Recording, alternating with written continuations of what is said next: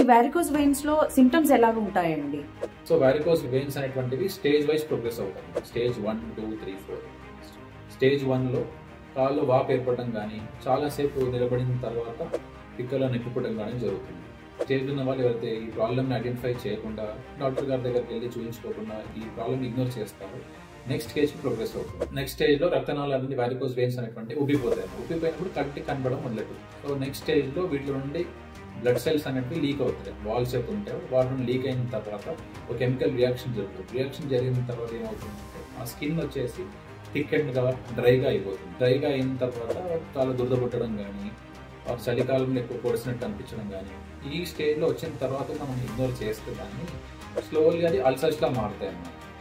So dry స్కిన్ని దురద పెడుతున్నప్పుడు మనం దురదపోతుంది కదా అని గిల్లుకుంటాం. గిల్లుపట్టినప్పుడు ఏమంటే చిన్న చిన్న అల్సర్స్ ఫామ్ అవుతాయి. సరైన మెడికేషన్ ఇవ్వకపోతే ఈ అల్సర్స్ వారికోస్ అల్సర్స్లా మారుతాయి.